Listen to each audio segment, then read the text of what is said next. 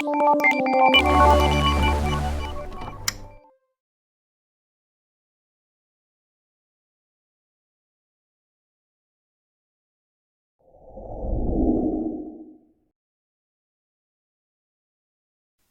smart. Jangan lihat siapa yang bicara, tapi lihatlah apa yang disampaikannya. Bismillahirrahmanirrahim. Assalamualaikum warahmatullahi wabarakatuh. Alhamdulillah, summa alhamdulillah, wassalatu wassalamu ala rasulillah, amma ba'd. Alhamdulillah Bapak Ibu, bagaimana kabarnya semua hari ini? Semoga selalu dalam lindungan, keberkahan, kemuliaan, dan kejayaan dari Allah Subhanahu wa Ta'ala.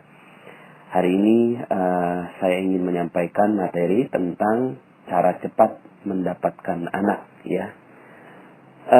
Begini Bapak Ibu, anak itu sebenarnya adalah hak Allah Subhanahu wa Ta'ala, ya. Dia yang memberikan, dia yang mengambil, dia yang menetapkan lelaki atau menetapkan perempuan, yahabu liman yasa'u inasa wa yahabu liman yasa'u dzukur. Apa itu magnet rezeki? Kita biasa menyebut duduk diam rezeki datang sendiri. Tentunya tidak ada yang seperti itu ya. Tapi memang secara real ternyata ada dunia keajaiban yang beredar di sekitar kita.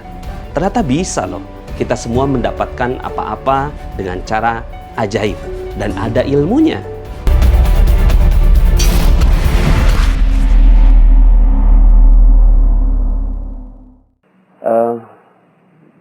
Jadi sebenarnya Allah Subhanahu wa Ta'ala ingin membuat kita mendapatkan ketenangan dalam urusan anak ini. Karena kenapa anak ini atau keturunan ya menjadi bahasan di dalam magnet rezeki? Karena ternyata ada banyak sekali yang merisaukan kehidupannya hanya karena nggak punya anak, gitu ya. Jadi hanya karena lama mendapatkan anak. Kalau Bapak Ibu ikuti materi-materi saya sebelumnya, jadi saya berharap sekali Bapak Ibu mengikuti materi-materi saya sebelumnya, kaitannya dengan paradox of candy, kemudian cicak jerapah, jendela buram, ya, kemudian tips jeruk nipis. Semua hal yang berkaitan dengan harta, ya, berkaitan dengan rezeki, ya, berupa harta maupun berupa anak, ya, itu terkadang membuat kita malah menjauhkan diri kita dari Allah Subhanahu wa Ta'ala. Karena kita yang menetesi seluruh tubuh kita dengan jeruk nipis, nggak terima dengan ketidakmampuan kita, ketidaksempurnaan kita. Padahal Allah Subhanahu wa Ta'ala tetapkan bayi jerapah, ya, lahir langsung ditendang, ditendang lagi, naik lagi ditendang lagi. Ini adalah Allah Subhanahu wa Ta'ala ingin menetapkan bahwa kita terima dengan apapun ketetapan Allah Subhanahu wa Ta'ala.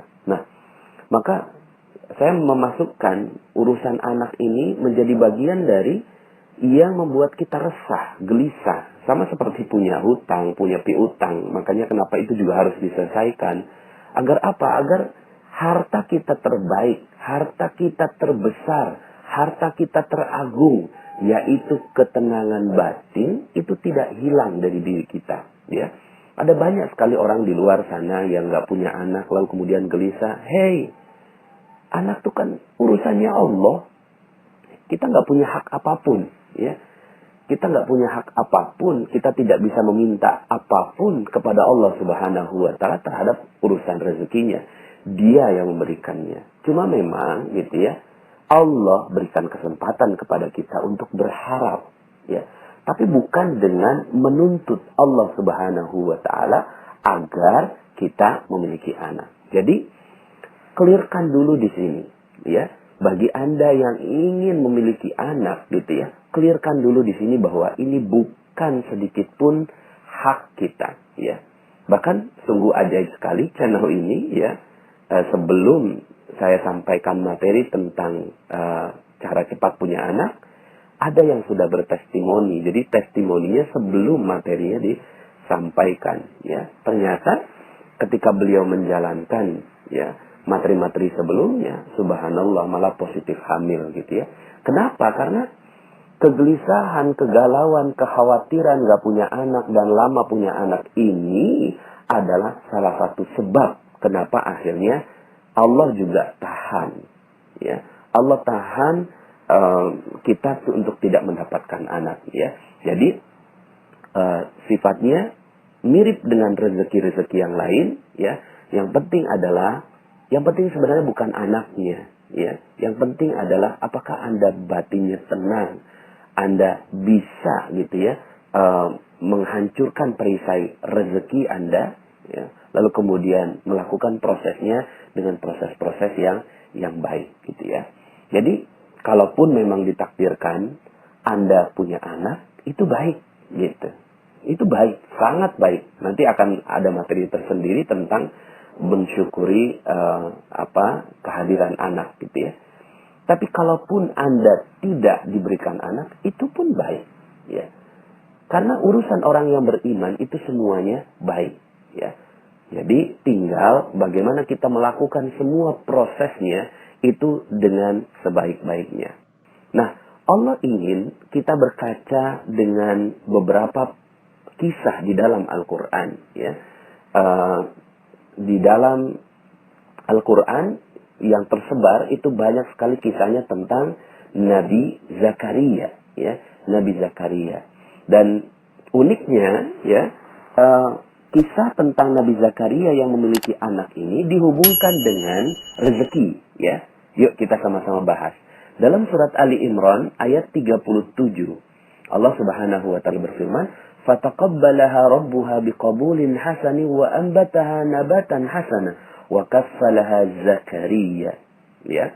Maka Tuhannya menerimanya sebagai nazar dengan penerimaan yang baik dan mendidiknya dengan pendidikan yang baik, dan Allah menjadikan Zakaria sebagai pemelihara bagi Maryam. Ya, ini dalam keluarganya Ali Imran. Ya, jadi Zakaria yang diperkenankan untuk merawat Maryam ketika itu ada undian dan seterusnya. Nah, uniknya adalah Maryam ini adalah wanita yang suci dan ajaib, ya, suci dan ajaib, ya, makanya sangat-sangat mulia Siti Maryam ini di sisi Allah Subhanahu wa taala. Ya, salah satu kemuliaannya adalah kullama dakhala 'alaiha Zakaria al-mihrab wajada 'indaha rizqa. Ya, setiap Zakaria masuk untuk menemui Maryam di mihrab, ia dapati makanan di sisinya. Ya. Apa itu magnet rezeki? Kita biasa menyebut duduk diam rezeki datang sendiri. Tentunya tidak ada yang seperti itu ya. Tapi memang secara real ternyata ada dunia keajaiban yang beredar di sekitar kita. Ternyata bisa loh kita semua mendapatkan apa-apa dengan cara ajaib dan ada ilmunya.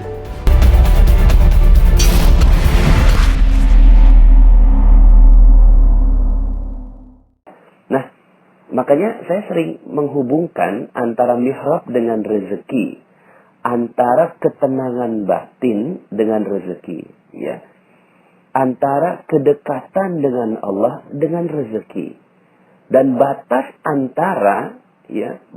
antara rezeki kita dengan diri kita adalah penghalangnya kita dengan dosa-dosa kita. Dosa-dosa kita itu apa? Yang nggak tenang itu, sama dengan urusan memiliki anak. Kalau kita nggak tenang, itulah perisai kita, gitu ya. Nah, kemudian kata Maryam, kata Zakaria, qala ya Maryamu, anna laki hadha? Qalat huwa min indillah. Ya. Ketika ditanya, ya Maryam, dari mana kamu memperoleh makanan ini? Kata Maryam, huwa min indillah. Ini semua datang dari sisi Allah Subhanahu wa taala. Innallaha yarzuqu man yasha'u bighairi hisab. Sesungguhnya Allah memberi rezeki kepada siapa yang dikehendakinya tanpa hisab. Nah, dengan pelajaran ini, Nabi Zakaria akhirnya bisa memahami, oh ternyata untuk dapat rezeki itu begitu, gitu kan? Untuk dapat rezeki itu masuk mihrab, begitu. Untuk dapat rezeki masuk mihrab. Materi saya dari nomor 1 sampai 19 berusaha untuk kita masuk ke dalam mihrab. Mihrab itu apa? Tempat sujud. Sujud apa? Sujudnya di dalam hati kita. Ketika kita positive thinking, positive feeling, ketika kita berhusnuzan kepada Allah, syukur kepada Allah, ikhlas atas apa yang terjadi, ridha terhadap apa yang Allah berikan, qanaah, merasa cukup dan seterusnya. Nah, ini namanya mihrab, ya. Kalau Bapak Ibu mengikuti semua materi-materi saya, maka rezeki terbaik adalah mihrab itu, ya. Mihrab itu apa? Ya, ketenangan batin. Ya. Maka hunalika da'a Zakaria rabbah.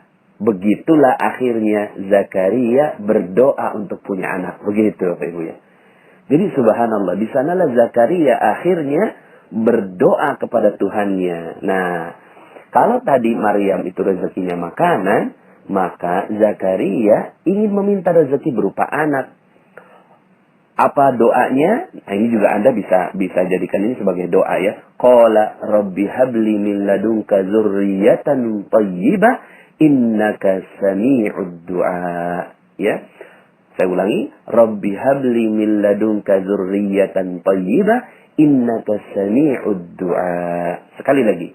Rabbi habli min ladunka dzurriyyatan thayyibah innaka sami'ud du'a. Ya Rabbku, berilah aku dari sisi Engkau seorang anak yang baik. Sesungguhnya Engkau maha pendengar doa.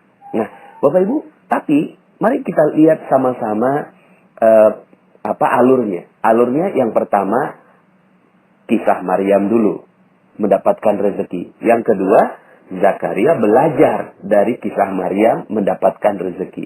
Yang ketiga, Zakaria melakukan proses mihrab itu, yaitu ketenangan batin, ya.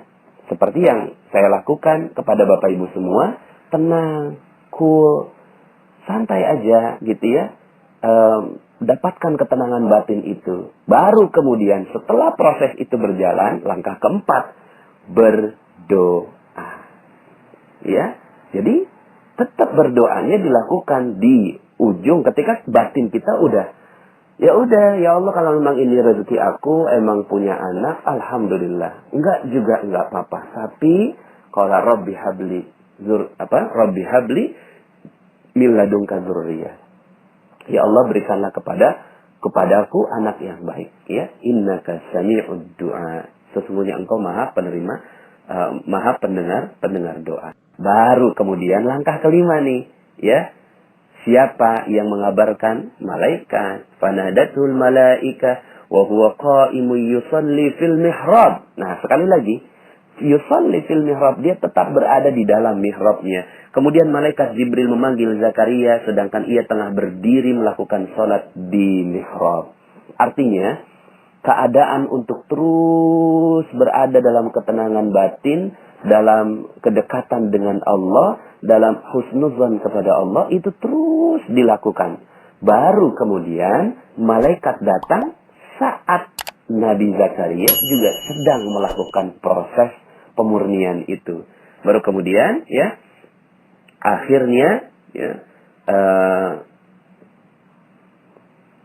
malaikat Jibril mengatakan annallaha yubashshiruka bi Yahya musaddiqan bi kalimatin minallah wa sayyidan wa hasuran wa nabiyyan minas salihin. Subhanallah.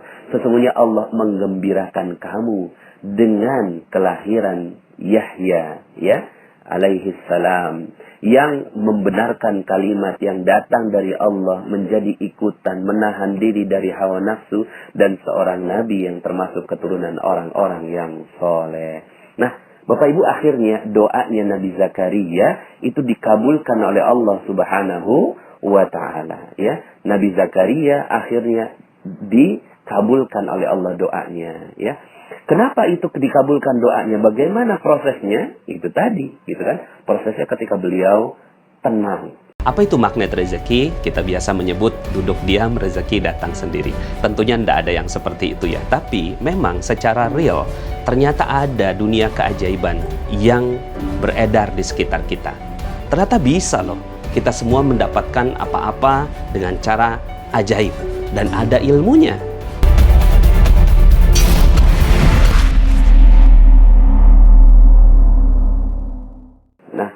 Kalau dalam materi sebelumnya, saya katakan bahwa doa kita untuk dapat rezeki itu khairur razikin ya, Bapak Ibu ya. Khairur razikin. Nah, uniknya untuk anak, ya, kita juga mendoakan dengan format yang mirip, yaitu khairul warisin. Yuk sama-sama ya, bagi Anda yang mau benar-benar memiliki anak, bisa bacakan doa ini ya. Ini dalam surat Al-Anbiya ayat 89 ya. Wa Zakaria iznada rabbah ya. Nih doanya, Rabbi la tazarni fardan wa anta khairul warisin. Rabbi la tazarni fardan wa anta khairul warisin. Ya Tuhanku, janganlah engkau membiarkan aku hidup seorang diri. Ya, janganlah engkau membiarkan aku hidup seorang diri. Minta sama Allah. Sekali lagi, proses memintanya, ini meminta di tahap yang keempat ya. 1, 2, 3-nya silakan dilalui. Ya. Dan mudah-mudahan proses ini Anda bisa lakukan. Dan mudah-mudahan setelah ini Anda juga dimudahkan oleh Allah untuk memiliki seorang anak. Ya, Rabbi la tazarni fardan wa anta khairul warisin. Ya Tuhanku, janganlah engkau membiarkan aku hidup seorang diri, dan engkaulah waris yang paling baik, pemberi waris yang paling baik. Nah, Bapak Ibu yang dirahmati Allah Subhanahu wa taala, dalam ayat lain, dalam surat As-Saffat ayat 100, ini juga adalah contoh doanya untuk mendapatkan anak ya. Dan ini doanya Nabi Ibrahim alaihissalam ya. Apa doanya? Rabbi habli minas salihin. Rabbi habli minas salihin. Ya Tuhanku, anugerahkanlah kepadaku seorang anak yang termasuk orang-orang yang saleh. Ya, Rabbi habli minas salihin. Nah, Bapak Ibu, ya, jika proses ini betul-betul dijalankan dengan baik, ya, jika proses ini dijalankan dengan baik, Allah ridho. Allah senang sekali melihat, ya. Allah senang sekali melihat hamba yang berharap kepadanya. Tapi berharapnya itu bukan dengan kegelisahan, bukan dengan ditetes dengan jeruk nipis, gitu kan? Bukan dengan tidak terima karena dijatuhkan oleh Allah, ya. Bukannya dia dalam keadaan yang menjauh dari Allah, tidak berada di dalam tempat sujud, gitu kan? Tidak berada di dalam mihrab, bukan. Tapi kalau Anda betul-betul ingin mendapatkan anak yang soleh, yang benar, karena anak ini bukan cuma sekedar hasil dari pertemuan biologis ya Bapak Ibu ya, tapi anak ini adalah karunia dari Allah Subhanahu wa taala, karena ya ajaib gitu ya. Profesor mana yang bisa membuat penelitian di dalam sebuah ruang gelap? Nggak ada. Profesor mana di seluruh dunia nggak ada yang bisa membuat percobaan di ruang yang gelap ya. Satu. Apalagi ruangnya sempit gitu. Ruangnya sempit. Ya. Kalau ruangnya agak lebar, gelap, mungkin masih ada sedikit kemungkinan. Tapi kalau seandainya ruangnya sangat-sangat sempit dan tidak ada ruang gitu ya, lalu kemudian di situ ada kegelapan dan kemudian tercipta sebuah proses, itu bukan lagi hasil ilmiah yang bisa difikirkan Bapak Ibu. Ini nggak bisa diilmiahkan. Oh, pakai ini nggak bisa diilmiahkan. Itu keajaiban. Anak itu adalah keajaiban dari Allah Subhanahu wa taala. Maka betul-betul ya, kita memintanya bukan kepada yang lain, tapi memintanya kepada Allah Subhanahu wa taala ya. Jika seandainya Anda diberikan, maka bersyukur kepada Allah Subhanahu wa taala. Mudah-mudahan anaknya ini bisa menjadi khairul warisin ya, menjadi sebaik-baik pewaris bagi kita. Kemudian kalau jika diberinya lama, maka bisa jadi Allah ingin agar kita berkarya berdua ya. Berdua menikah lalu kemudian berkarya gitu ya. Belum punya anak, ya sudah, coba karyakan ya. Jadikan kesempatan ini untuk berkarya untuk anaknya orang lain, untuk orang lain ya. Kemudian jaga terumbu karangnya. Jangan sampai akhirnya suami istri ini gitu ya, ketika nggak punya anak 5 tahun, 10 tahun, lalu kemudian sering cekcok satu sama lain, lalu kemudian suaminya juga udah nggak betah sama istrinya. Aduh, ini malah rusak terumbu karangnya. Jangan sampai akhirnya gara-gara nggak punya anak, terumbu karangnya malah rusak. Jika memang tidak diberi, memang sudah tidak diberi gitu ya, sampai lanjut usia, ya tidak ada yang bisa kita lakukan kecuali bersabar dan husnudzan kepada Allah Subhanahu wa taala. Tidak sedikit pun kita keluar dari mihrab kita. Tidak sedikit pun kita keluar dari prasangka baik kita kepada Allah Subhanahu wa taala. Apa prasangka baiknya? Ya, mungkin Allah ingin kita merawat anak-anak orang lain, gitu ya. Karena mungkin ada anak-anak orang lain di luar sana yang nggak bisa dirawat oleh orang tuanya sendiri. Mungkin bukan anak orang lain, tapi kita berkarya, memberikan karya terbaik untuk manusia-manusia yang notabene itu adalah anak-anak manusia juga, gitu ya. Mungkin kita akhirnya bekerja lebih keras, lebih maksimal, lebih keluar potensinya. Akhirnya karya-karya kita keluar, gitu kan. Ada berapa banyak orang yang bisa membuat buku, menjadi guru, kemudian memberikan kontribusi buat bangsa. Itu adalah bagian dari ya kesyukuran, ya. Tetap dia husnudzan dan bersyukur kepada Allah Subhanahu wa taala.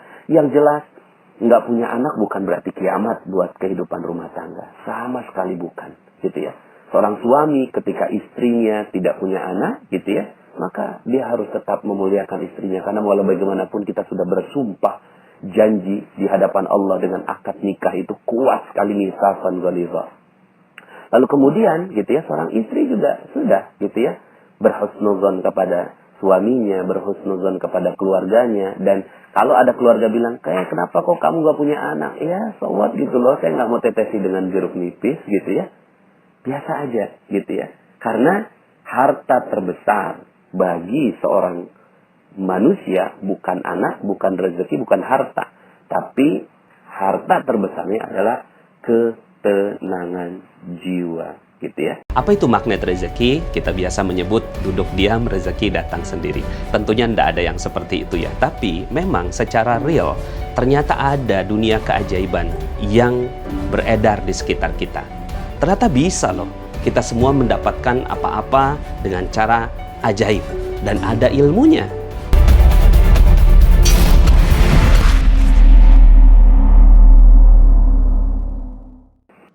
Nah, Bapak Ibu, ya, tadi saya sudah sampaikan berdoa. Nah, kemudian amalan-amalan yang bisa kita lakukan untuk mempercepatnya selain itu juga adalah setiap ada kelahiran orang lain didoakan. Dan doakan dengan tulus, gitu ya. Mendoakan dengan tulus. Setiap ada kelahiran, kemudian doakan dengan tulus, datang ke rumah sakit, doakan orang lain, muliakan orang lain, berikan hadiah, dan seterusnya.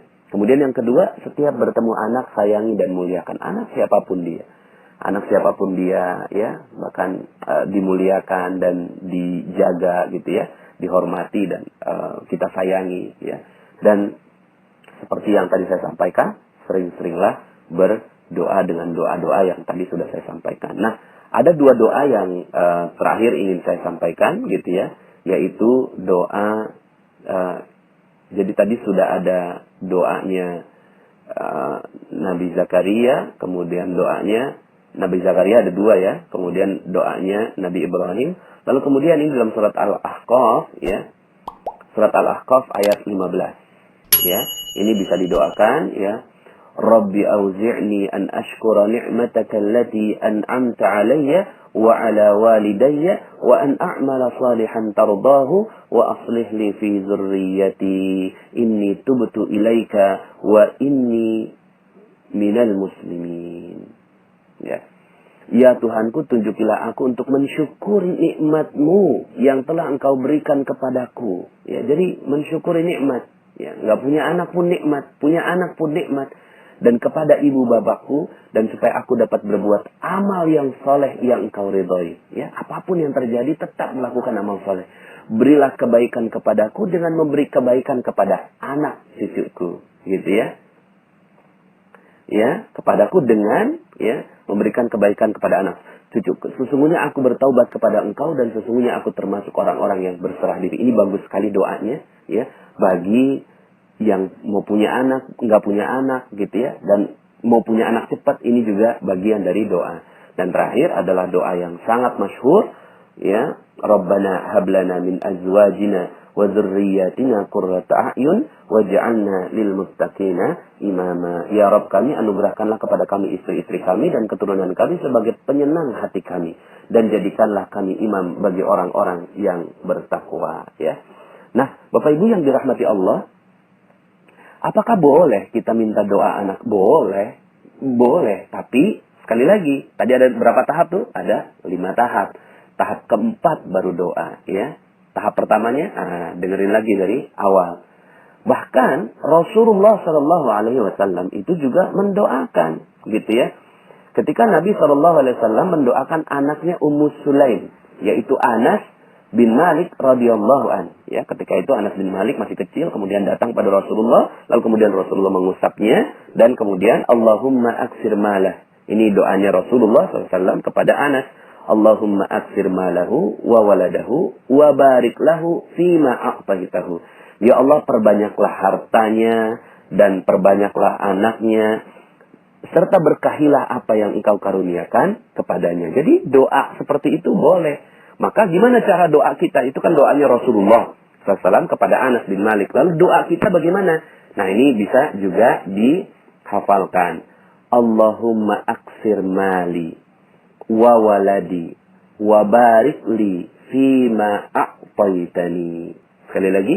Allahumma aksir mali wa waladi wa barik li fima a'taitani. Ya Allah, perbanyaklah harta, perbanyaklah anakku, serta berkahilah karunia yang engkau beri. Mudah-mudahan dengan amalan-amalan seperti ini, Allah Subhanahu wa Ta'ala mempercepat proses anak Anda dilahirkan ke muka bumi. Ya, semoga dengan cara ini Anda bisa mendapatkan zurriyatan thayyibah, anak keturunan yang baik yang akan menjadi pewaris kita. Ya, pewarisnya bukan hanya pewaris, bukan pewaris harta ya Bapak Ibu ya, tapi pewaris kebaikan bagi Anda dan keluarga Anda. Semoga ya dengan langkah-langkah ini, yang pertama ya, belajar dari orang yang mendapatkan rezeki, dan ini prosesnya Anda sudah lakukan dengan benar dengan mengikuti channel ini, dan juga belajar kepada guru-guru yang ada di sekitar Anda, juga guru-guru yang mulia. Anda muliakan mereka semua nih, belajar dengan proses pencarian rezeki. Yang kedua gitu ya, yang kedua adalah dengan